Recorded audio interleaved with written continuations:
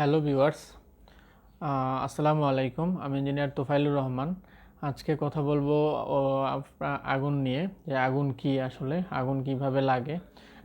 কিছু ছোট ছোট কিছু বিষয় যদি আমাদের জানা থাকে তাহলে হয়তো বড় ধরনের কোনো অগ্নি দুর্ঘটনা থেকে আমরা নিজেদেরকে রক্ষা করতে পারি।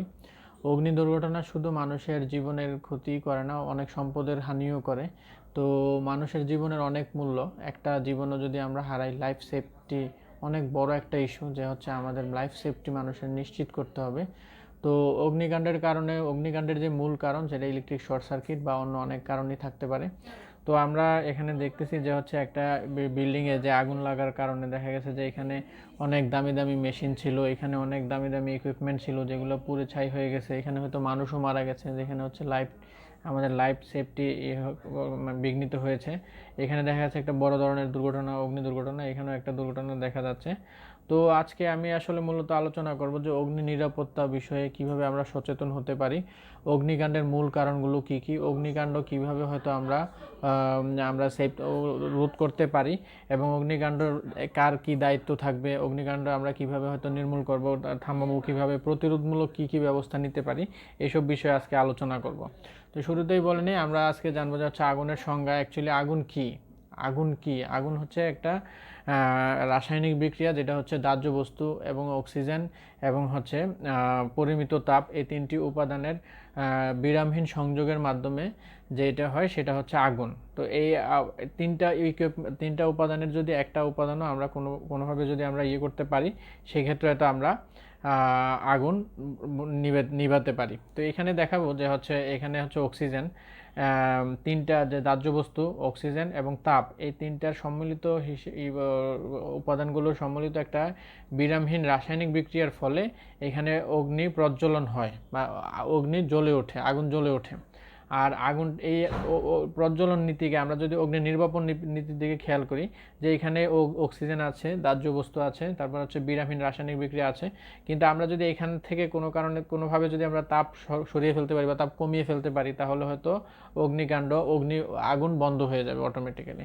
তো আমরা এখানে দেখলাম প্রজ্বলন নীতি, যে আগুন জ্বলতে অবশ্যই এই তিনটা উপাদান লাগবে, যেমন দাহ্য বস্তু, অক্সিজেন এবং তাপ, এবং সাথে লাগবে হচ্ছে বিরামহীন রাসায়নিক বিক্রিয়া, তাহলেই হয়তো আগুন জ্বলবে। আর এই তিনটা উপাদান থেকে আমরা যদি কোনো একটা উপাদান আলাদা করে ফেলতে পারি, পৃথক করে ফেলতে পারি, সেই ক্ষেত্রে হয়তো আমাদের এখানে আগুন আমরা নির্বাপন করতে পারবো বা আগুন আমরা বন্ধ করে ফেলতে পারবো। তো এখন দেখব আগুনের শ্রেণীবিন্যাস হচ্ছে, আগুন নর্মালি দাহ্য বস্তুর উপর নির্ভর করে আগুনকে 4 ভাগে ভাগ করা যায়। যেমন একটা হচ্ছে এ ক্লাস ফায়ার বা হচ্ছে কঠিন পদার্থের আগুন, বি ক্লাস ফায়ার বা হচ্ছে তরল পদার্থের আগুন, সি ক্লাস ফায়ার অথবা হচ্ছে গ্যাসীয় আগুন, আর ডি ক্লাস ফায়ার অথবা হচ্ছে মেটাল ফায়ার। তো নর্মালি এ ক্লাস ফায়ার কঠিন পদার্থের আগুন, কঠিন পদার্থের মধ্যে আছে হচ্ছে কাঠ, পাট, তুলা, কাপড়, তারপর হচ্ছে কাগজ ইত্যাদি হচ্ছে কঠিন পদার্থ। তো এখানে আমরা দেখতেছি যে হচ্ছে কাপড় আছে, এখানে মেশিন আছে, অনেক মানুষ, সব কিছুই হচ্ছে বেশিরভাগই হচ্ছে কঠিন পদার্থ। তো এই শ্রেণীর আগুন নর্মালি আমরা যখন এই শ্রেণীর আগুন হয়, তখন আমরা এই শ্রেণীর আগুন নিবানোর ক্ষেত্রে আমরা পানি ব্যবহার করব। পানি আমরা এইভাবে যে বালতি দিয়ে পানি ব্যবহার করতে পারি, অথবা স্প্রিংকলার থাকলে অথবা হোস পাইপের মাধ্যমে আমরা আগুন নিভাতে পারি, অথবা হচ্ছে আমরা ড্রাই কেমিক্যাল পাউডার ইউজ করব এই শ্রেণীর আগুন নিভানোর জন্য, অথবা ফায়ার হুক, বিটার, এগুলোও আমরা ইউজ করব। তো এখন আমরা দেখি হচ্ছে বি শ্রেণীর আগুন, যেটা হচ্ছে তরল পদার্থের আগুন। তরল পদার্থ হচ্ছে যেমন ডিজেল, পেট্রোল ও অন্যান্য, বা হচ্ছে থিনার, তারপিন, রং, বার্নিশ, এই ধরনের যে জিনিসগুলো থাকে, এগুলোর বলা হচ্ছে বি শ্রেণীর আগুন বা হচ্ছে তরল পদার্থের আগুন। তো আরেকটা বি শ্রেণীর আগুন নিবানোর জন্য আমরা নর্মালি তেল, যেহেতু পানির চেয়ে হালকা, তাই তেলের আগুনে পানি দিলে আগুন না নিভে বরং ছড়িয়ে পড়তে পারে, তাই তেলের আগুনে আমরা সবসময় ফোম ইউজ করব। ফোম ইউজ করলে ফোম দিয়ে আগুনকে ঢেকে ফেলে হয়তো আগুনটা অটোমেটিক্যালি নিভে যাবে। তো এই বি শ্রেণীর আগুন নিবানোর ক্ষেত্রে আমরা ড্রাই কেমিক্যাল পাউডারও ব্যবহার করতে পারি। তো এখন এখানে দেখছি যে হচ্ছে গ্যাসের আগুন বা হচ্ছে সি শ্রেণীর আগুন। গ্যাসের আগুনের মধ্যে যেমন হচ্ছে মিথেন গ্যাস বা প্রোপেন গ্যাস বা হচ্ছে অ্যাসিটিলিন ইত্যাদি গ্যাস, এইসব গ্যাসের মাধ্যমে আগুন লাগে। তখন এইসব গ্যাস আগুন নিভানোর জন্য আমরা normally dry chemical powder use করতে পারি, কিন্তু যখনই গ্যাসের আগুন হবে সেক্ষেত্রে প্রথমেই মাথায় রাখতে হবে যে আমরা যাই ইউজ করি না কেন, আমরা যদি গ্যাসের সোর্স যদি আমরা বন্ধ করতে না পারি, সেক্ষেত্রে হয়তো আমরা খুব বিপদে পড়ব। বাসাবাড়িতে সবচেয়ে বড় ঝুঁকিপূর্ণ জিনিস হচ্ছে গ্যাসের লাইন। বাসাবাড়িতে গ্যাসের লাইন থাকে, সবার বাসাবাড়িতেই গ্যাস আছে। তো আমাদের সবাইকেই হয়তো এই বিষয়টা একটু খেয়াল রাখতে হবে যে আমি যেহেতু ঢাকায় থাকি বা যেখানেই থাকি, বাসাবাড়িতে থাকি, তা আমাদের অবশ্যই গ্যাসের মেইন সুইচটা কোথায় আছে সেটা আমাদের জানতে হবে। সেটা যদি আমরা জানতে পারি, সেক্ষেত্রে হয়তো যদি গ্যাসের কোনো আগুন হয় বাসা বাড়িতে, তাহলে আমরা খুব সহজেই যদি গ্যাসের মেইন লাইন থেকে আমরা যদি এটা বন্ধ করে দিতে পারি, সেক্ষেত্রে হয়তো আমরা খুব সহজেই আগুনটা নিয়ন্ত্রণ করতে পারবো। যদি আমরা গ্যাসের সোর্স না জানি, আমরা যদি এখানে ড্রাই কেমিক্যাল পাউডার আরও কোনো কিছু ইউজ করি, দেখা যাবে যে আমরা আগুন কোনোভাবেই নিয়ন্ত্রণ করতে পারবো না। তো আগুন নিয়ন্ত্রণের ক্ষেত্রে আমাদের প্রথমেই দেখে রাখতে হবে যে আমাদের এই যে গ্যাসের যে রাইজার আছে, গ্যাসের রাইজারের ভিতরে যে মেন সুইচ আছে সেটা আমাদের কোথায় আছে সেটা আমাদের জেনে রাখতে হবে। এটা সবার জন্যই। যদি আমি গ্যাসের মেন লাইন সোর্সটা আমরা জানা থাকে, তাহলে আমি সেই ক্ষেত্রে সেখানে বন্ধ করে দিব। আর আমরা এরপরে আমরা এখানে যদি অন্য কোথাও আগুন লাগে ওই গ্যাসের আগুন থেকে, তখন আমরা ওটা ড্রাই কেমিক্যাল পাউডারের মাধ্যমে আগুনটা নিয়ন্ত্রণ করে ফেলতে পারবো। ধাতব শ্রেণীর আগুন বা ডি শ্রেণীর আগুন, এটা হচ্ছে মেটাল আগুন। এটা হচ্ছে অ্যালুমিনিয়াম, পটাশিয়াম বা ম্যাগনেসিয়াম, ইউরেনিয়াম ইত্যাদি ধাতব পদার্থের আগুন। তো ধাতব পদার্থের আগুন নর্মালি খুবই বড় একটা সিরিয়াস অগ্নি দুর্ঘটনা। ওটাতে রক্ষা পাওয়া খুবই কঠিন, কারণ হচ্ছে ধাতব পদার্থের আগুন লোহাতে খুব সহজে আগুন ধরে না, কিন্তু যদি আগুন ধরে যায় সেক্ষেত্রে এই আগুন নিয়ন্ত্রণ করা খুবই ডিফিকাল্ট। তো ডি শ্রেণীর আগুন নিবানোর জন্য নর্মালি যেটা হচ্ছে এই যে লোহা, সেটার আগুন নিভাতে হলে শুকনা বালু বা শুকনা ছাই বা হচ্ছে গ্রাফাইট গুঁড়া, এগুলো হয়তো আমরা ব্যবহার করতে পারি। তো আবার আমরা যদি চাই dry chemical powder D type যেটা, সেটা আমরা ব্যবহার করতে পারি। অথবা বিশেষ ধরনের ড্রাই কেমিক্যাল পাউডার পাওয়া যায়, যেটা হচ্ছে টার্নারি ইউট্যাকটিক ক্লোরাইড বা ফ্লোরাইড। এই দুই ধরনের অগ্নি নির্বাপক যন্ত্র ব্যবহার করে আমরা এই ধরনের আগুন নির্বাপন করতে পারি।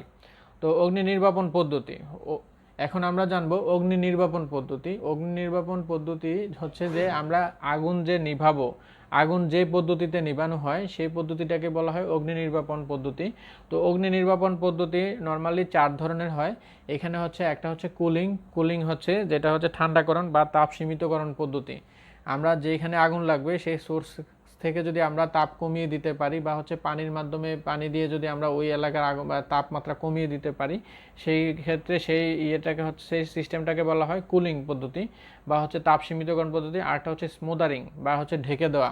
কোথাও যদি আগুন লাগে সেক্ষেত্রে আমরা যদি এই যে ফায়ারের কম্বল পাওয়া যায়, সেই কম্বল দ্বারা যদি আমরা ওটাকে আগুনকে যদি আমরা ঢেকে দিতে পারি, সেক্ষেত্রে হয়তো ওখানে অক্সিজেন কাট অফ হয়ে যাবে। তো অক্সিজেন কাট অফ হলে আমরা সেখানে খুব সহজেই অক্সিজেন সীমিতকরণের মাধ্যমে আগুন নিয়ন্ত্রণ করতে পারি। কারণ আমরা জানি যে হচ্ছে কোনো রুম যদি আমরা অক্সিজেন শূন্য করতে পারি, সেক্ষেত্রে সেখানে হয়তো আগুন লাগবে না, কোনোভাবেই লাগবে না। অক্সিজেন শূন্য করতে পারলে খুব সহজেই আগুন বন্ধ করা যায়। তো অক্সিজেন শূন্য তো আর আমরা করতে পারবো না, হয়তো আমরা যে ঢেকে দিয়ে হয়তো অক্সিজেন সীমিতকরণ করতে পারি, তখন আমরা হয়তো এই প্রক্রিয়ার মাধ্যমে আগুন বন্ধ করতে পারি। আরটা হচ্ছে স্টারভেনশন বা হচ্ছে সরিয়ে দেওয়া, বা যেটা হচ্ছে দাহ্য বস্তু কমিয়ে ফেলা। যেমন একটা রুমে যদি আগুন লাগে, সেখানে অনেক রকম দাহ্য বস্তু থাকে। যেমন আগুন কি হয়, হুট করে তো পুরো রুমে আগুন জ্বলে না। দেখা গেছে যে এখানে একটু আগুন লাগলো, এটার থেকে আরেকটাতে লেগে গেলো, একটা থেকে খাটে লাগলো, খাট থেকে মানে আস্তে আস্তে ছড়াইতে থাকে। তো ছড়াইতে পুরো ফ্লোর হয়ে যায়, তখন দেখা যায় নিয়ন্ত্রণের বাইরে চলে যায়। তো শুরুতেই যদি আমি যখন স্মোক হয় তখনই যদি আমি আগুনটা শনাক্ত করতে পারি, যদি আমার এখানে শনাক্তকরণ যন্ত্র থাকে, স্মোক ডিটেক্টর থাকে, ফায়ার অ্যালার্ম থাকে, সেক্ষেত্রে আমি খুব সহজেই যে খুব ইনিশিয়াল স্টেজে মানে প্রাথমিক পর্যায়ে আমি হয়তো আগুনটা একটা ছোট একটা এক্সটিংগুইশারের মাধ্যমে বা হচ্ছে একটা কিছু দিয়ে ঢেকে দিয়ে হয়তো আমি আগুন নিয়ন্ত্রণ করতে পারি। যদি আগুন বেড়ে যায়, সেক্ষেত্রে আমাদের জন্য আগুন নিয়ন্ত্রণ করা খুব ডিফিকাল্ট হয়ে যায়। তো স্টারভেনশন পদ্ধতি হচ্ছে সরিয়ে দেওয়া। যদি বেশি আগুন ছড়িয়ে যেতে লাগে, তখন আমরা হয়তো কিছু জিনিস সরিয়ে ফেলবো, যেগুলো দাহ্য বস্তু আছে, যেগুলো আমরা জানি যে আগুনে জ্বলবে, সেগুলোকে সরিয়ে ফেলে হয়তো আমরা দাহ্য বস্তু সীমিত করেও আমরা আগুন নির্বাপন করতে পারবো। পয়জনিং দ্য ফ্লেম বা বিষ দেওয়া বা বিরতিহীন রাসায়নিক বিক্রিয়া যেটা হয় আগুন, এই যে অক্সিজেন, দাহ্য বস্তু আর হচ্ছে তাপমাত্রার মধ্যে, সেই আমরা যদি এটা কোনো একটা বিচ্ছিন্ন করতে পারি, কোনো একটা পাউডার ইউজ করে বা হচ্ছে কোনো কেমিক্যাল ইউজ করে, সেক্ষেত্রে হয়তো আমরা এটা আমরা বিরতিহীন রাসায়নিক বিক্রিয়া বিচ্ছিন্নকরণের মাধ্যমেও আমরা অগ্নি নির্বাপন করতে পারি। তো এখানে দেখানো হচ্ছে যে একটা ছবি, যে হচ্ছে এখানে যে আগুন লাগছে, যে এখানে কুলিং বা তাপ সীমিতকরণ পদ্ধতি অ্যাপ্লাই করা হয়েছে। যে এখানে দেখা গেছে যে তাপ সীমিতকরণ, এই যে আমরা এখানে পানি দিচ্ছি, পানি দেওয়ার মাধ্যমে এই যে আগুনে যদি সরাসরি পানি দেওয়া হয়, তখন এটা এখানে তাপমাত্রা কমে যায়। তাপমাত্রা কমে গেলে এখানে অটোমেটিক্যালি হয়তো এখানে আগুন নির্বাপন করা সম্ভব হবে। আস্তে আস্তে যদি আমরা পানি দিতে থাকি, তাহলে হয়তো আগুন নিয়ন্ত্রণ করা সম্ভব হবে। আরেকটা প্রক্রিয়া হচ্ছে স্মোদারিং বা হচ্ছে অক্সিজেন সীমিতকরণ। আমরা যদি দেখি এরকম একটা বক্সে আগুন লাগছে, আমরা যদি ঢাকনা লাগিয়ে দিই তাহলে এটার ভিতরে 100% যে আমরা আগুন বন্ধ হয়ে যাবে। তো আবার এখানে দেখা যাচ্ছে আগুন লাগছে, আমরা যদি এখানে একটা কম্বল দিয়ে যদি এইভাবে ঢেকে দেই, তো ঢেকে দিলে দেখা গেছে আগুনটা যতই উপরে উঠুক, যদি আমরা একটা এই যে এখানে একটা ইয়েতে আগুন লাগছে, আমরা যদি কম্বল দিয়ে ঢেকে দিতে পারি তাহলে আগুন নির্বাপন হয়ে যাবে। আর আমরা এটা একটা সহজ যে হচ্ছে আমরা অক্সিজেনটা যে কোনো পর্যায়ে যে কোনো উপায়ে যদি আমরা সীমিতকরণ করতে পারি তাহলেই হয়তো আগুন এখানে নিয়ন্ত্রণ করা সম্ভব। আরেকটা হচ্ছে স্টারভেনশন বা হচ্ছে দাহ্য বস্তু সীমিতকরণ পদ্ধতি। এখানে দেখা যাচ্ছে যে এখানে আগুন লাগছে, আমরা পাশাপাশি অন্য যে যন্ত্রপাতি আছে এগুলো যদি আমরা সরিয়ে ফেলি, তার আশেপাশে যা যে যে যে জিনিসগুলো আছে এগুলো সরিয়ে ফেলার মাধ্যমেও আমরা আগুন নিভাতে পারি। এই পদ্ধতিকে বলা হয় স্টারভেনশন বা হচ্ছে দাহ্য বস্তু সীমিতকরণ পদ্ধতি। এই পদ্ধতিতে খুব সহজেই হয়তো আগুন বেশি না ছড়িয়ে হয়তো দুই একটা, যে এখানে একটা দেখা যাচ্ছে ছবিতে যে হচ্ছে এখানে যে এটা সরিয়ে ফেলা হচ্ছে, সরিয়ে ফেলার ফলে হয়তো আগুন নিবানোটা একটু সহজ হবে, যে দেখা গেছে খুব বেশি জায়গায় হয়তো আগুন ছড়িয়ে যেতে পারবে না। আরেকটা হচ্ছে পয়জনিং বা হচ্ছে বিরতিহীন বিক্রিয়া বিচ্ছিন্নকরণ। যে এখানে হচ্ছে দেখা গেছে আমরা যে এখানে যদি ড্রাই কেমিক্যাল পাউডার বা পাউডার ইউজ করি, সেই ক্ষেত্রে দেখা গেছে যে এখানে আমরা যে বিরতিহীন যে এখানে রাসায়নিক বিক্রিয়াটা হচ্ছিল, এটা অন্য একটা কেমিক্যাল ইউজ করার মাধ্যমে আমরা হয়তো এই রাসায়নিক বিক্রিয়াটা কমিয়ে দিতে পারি, সেইভাবেও আমরা আগুন নির্বাপন করতে পারি। তো 4টা প্রক্রিয়াই দেখলাম আমরা এখানে। সো আবার একটু বলে নিই যে আমরা প্রথমে দেখলাম হচ্ছে কুলিং, যে তাপ সীমিতকরণ প্রক্রিয়া। এটা হচ্ছে শুধু অক্সিজেন আমরা সীমিত করে দিব, আমরা শুধু তাপমাত্রার মাধ্যমে ঠান্ডা করে দিব। ঠান্ডা করে দিলে আমরা যদি পানি দেই, পানি দিলে আগুনে অটোমেটিক ঠান্ডা হবে, ঠান্ডা হলে আমরা হয়তো আগুন নিয়ন্ত্রণ করতে পারবো। আর এখানে যদি আমরা দেখলাম যে অক্সিজেন সীমিতকরণ, আর একটা দেখলাম হচ্ছে আমরা এখানে যে দাহ্য বস্তু সরিয়ে ফেলা। তো আমরা এখানে দেখলাম যে আগুন কিভাবে নির্বাপন করতে হয়। তো এখন দেখব যে হচ্ছে দাহ্য বস্তুর শ্রেণীবিন্যাস। দাহ্য বস্তুর শ্রেণীবিন্যাস হচ্ছে আমরা এখানে দেখতে পাচ্ছি যে হচ্ছে 3 ধরনের দাহ্য বস্তুর শ্রেণীবিন্যাস হচ্ছে 3 ধরনের। দাহ্য বস্তুর এর ভিত্তি করে যে হচ্ছে সহজলভ্যতা বা হচ্ছে কঠিন, যে দাহ্য কত সহজে আগুন লেগে যায় তার উপর ভিত্তি করে দাহ্য বস্তুকে 3 ভাবে ভাগ করা যায়। একটা হচ্ছে টিন্ডার ফুয়েল বা হচ্ছে সহজ দাহ্য বস্তু, আর একটা হচ্ছে কিন্ডলিং ফুয়েল বা হচ্ছে আপেক্ষিক সহজ দাহ্য বস্তু, আর একটা হচ্ছে বাক ফুয়েল বা হচ্ছে কঠিন দাহ্য বস্তু। তো এখন দেখবো যে হচ্ছে সহজ দাহ্য বস্তু কি কি উপাদানকে সহজ দাহ্য বস্তু বলা হয়। যেমন যে সকল পদার্থ সহজে জ্বলে ওঠে, আমরা যদি বুঝি যে হচ্ছে আমরা একটা তুলাতে যদি আমরা আগুন লাগাইতে যাই, সেক্ষেত্রে আমরা খুব সহজেই হয়তো আমরা একটা ম্যাচের কাঠির মাধ্যমেই খুব সহজে তুলার ইয়েতে আগুন লাগিয়ে দেওয়া যাবে। বা যদি কেরোসিন থাকে কোথাও, তাহলে হয়তো আমাদের খুব বেশি কষ্ট করতে হবে না, সামান্য একটা ম্যাচের কাঠি জেলে আমি যদি আগুনে এখানে তুলাতে ফেলে দিই বা হচ্ছে কেরোসিনে দেই, সেক্ষেত্রে খুব সহজেই আগুন জ্বলে উঠবে। তো এটা হচ্ছে এটাকে বলে সহজ দাহ্য বস্তু। যে হচ্ছে এই শ্রেণীর দাহ্য বস্তুর ঘনত্ব খুবই কম এবং মাত্র 73 ডিগ্রি সেন্টিগ্রেড তাপমাত্রায় এই শ্রেণীর দাহ্য বস্তু জ্বলে উঠবে। যদি আমরা এখানে দেখা গেছে আমি কেরোসিন রাখলাম, এখানে আমি কোনোভাবে 73 ডিগ্রি সেন্টিগ্রেড তাপমাত্রা দিলাম আর সেখানে আগুন লেগে গেল, যখন তুলা, সুতা, তারপর হচ্ছে কেরোসিন, পেট্রোল, অকটেন, এই উপাদানগুলোকে খুব সহজেই এই দাহ্য বস্তুগুলোতে খুব সহজেই মাত্র 73 ডিগ্রি সেন্টিগ্রেড তাপমাত্রা গেলেই আগুন লেগে যাবে। সেই হিসেবে এগুলোকে বলা হয় সহজ দাহ্য বস্তু। আমরা আবার দেখছি যে এখানে হচ্ছে দ্বিতীয়তে বলা আছে যে হচ্ছে আপেক্ষিক সহজ দাহ্য বস্তু বা মাঝারি দাহ্য বস্তু। তো এটাকে আবার ইংলিশে বলা হচ্ছে কিংলিং ফুয়েল। তো সহজ দাহ্য বস্তুর চেয়ে এই শ্রেণীর দাহ্য বস্তুর ঘনত্ব একটু বেশি, তাই এই ধরনের দাহ্য বস্তুকে মাঝারি দাহ্য বস্তু বলা হয়। তো যেমন কাগজ, কাপড়, খড় ইত্যাদি।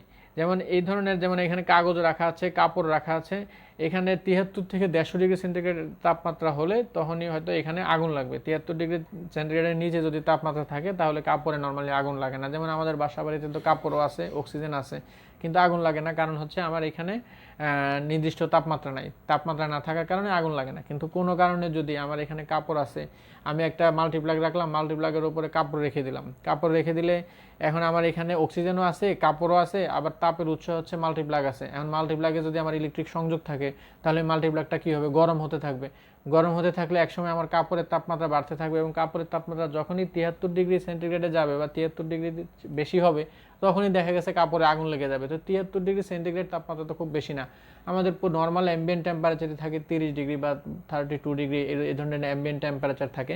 তো যখন আমরা এই ধরনের কাপড়ের সাথে যেমন ইলেকট্রিসিটি লাইন রেখে দিব বা কোনো একটা লাইট রেখে দিব, যেমন এখানে আমরা দুইটা ছবি দেখতে পাচ্ছি যে এখানে অনেক বেশি কার্টুন রাখা আছে বা এখানে কাপড় রাখা আছে খুব গাদাগাদি করে, দেখা গেছে গেছে এখানে একটা লাইট আছে, তো লাইট থেকে দেখা গেছে টেম্পারেচার বাড়তে বাড়তে একসময় হয়তো এই কাপড়ে আগুন লেগে মানে খুব সহজেই আগুনটা এখানে লাগতে পারে। তো এটা হচ্ছে মাঝারি দাহ্য বস্তু বা হচ্ছে সহজ দাহ্য বস্তু হচ্ছে হয়তো একটু বেশি সময় বেশি তাপমাত্রা লাগে। এখন দেখতে পাচ্ছি যে হচ্ছে কঠিন দাহ্য বস্তু, যে এই শ্রেণীর দাহ্য বস্তু মাঝারি দাহ্য বস্তুর চেয়ে ঘনত্ব অপেক্ষা অধিক ঘনত্ব বিশিষ্ট, তাই এই শ্রেণীর দাহ্য বস্তু খুব সহজে আগুন লাগে না। যেমন কাঠ, কাঠ যদি আমি রেখে দিই এখানে অনেক বেশি তাপমাত্রা লাগবে। একটা কাঠে আমরা যখন দেখা গেছে যে আমরা আগুন লাগাতে যাই, দেখা গেছে আমি কেরোসিন দিলাম, তারপর যদি আগুন লাগানোর চেষ্টা করি তাও দেখা গেছে অনেক কষ্ট হয়, কারণ হচ্ছে কাঠের সহজলভ্য না, এটা হচ্ছে একটু কঠিন দাহ্য বস্তু। তো কাঠে বা হচ্ছে আমাদের বাঁশ বা কাঠের টুকরা বা এ ধরনের কোনো কিছুতে আগুন লাগাতে হলে আমাদের অবশ্যই 150 ডিগ্রি সেন্টিগ্রেডের উপরে তাপমাত্রা দিতে হবে। যদি 150 ডিগ্রি সেন্টিগ্রেডের উপরে তাপমাত্রা দেই সেক্ষেত্রেই হয়তো একমাত্র আমার এই যে কাঠে আগুন লাগানো সম্ভব। তো আমার যদি এখানে একটা ইলেকট্রিক সোর্স থাকে এবং ইলেকট্রিক সোর্স থেকে যদি আমি চিন্তা করি যে এখানে আগুন লাগবে এবং এখানে অনেক বেশি সময় লাগবে এবং অনেক বেশি তাপমাত্রা লাগবে, তো এটা থেকে আমরা যেটা দেখলাম যে হচ্ছে এখানে নর্মালি 3 ধরনের দাহ্য বস্তু আছে, যে একটা হচ্ছে টিন্ডার ফুয়েল বা হচ্ছে সহজ দাহ্য বস্তু, আরেকটা হচ্ছে কিংলিং ফুয়েল বা মাঝারি দাহ্য বস্তু, আরেকটা হচ্ছে কঠিন দাহ্য বস্তু অথবা হচ্ছে বাল্ক ফুয়েল। তো 3 ধরনের দাহ্য বস্তুর মধ্যে দেখলাম আমরা যেটা যে খুব সহজেই আগুন লাগবে হচ্ছে টিন্ডার ফুয়েল, যেটা হচ্ছে আমরা জানি কেরোসিন। এতক্ষণ আমরা জানলাম যে দাহ্য বস্তু কত প্রকার এবং এগুলার যা সম্পর্কে জানলাম যে কত ডিগ্রি সেন্টিগ্রেড তাপমাত্রা হলে দাহ্য বস্তুর আগুন জ্বলে ওঠে। তো এখন আমরা জানবো যে হচ্ছে যদি অগ্নিকাণ্ড হয় সেই হচ্ছে একটা মানুষ কি করতে পারে। যেমন একটা ফ্লোরে যখন আগুন লাগবে সেই ক্ষেত্রে দেখা গেছে যে মানুষের যখন আগুন লাগে তখন পুরো ঘর ধোঁয়া হয়ে যায়, ধোঁয়া হলে মানুষ হয়তো হাঁটতে পারে না তখন, কারণ ধোঁয়ার মধ্যে দিয়ে হাঁটতে গেলে অক্সিজেনের অভাব হয়, ধোঁয়ার মধ্যে অক্সিজেন থাকে না।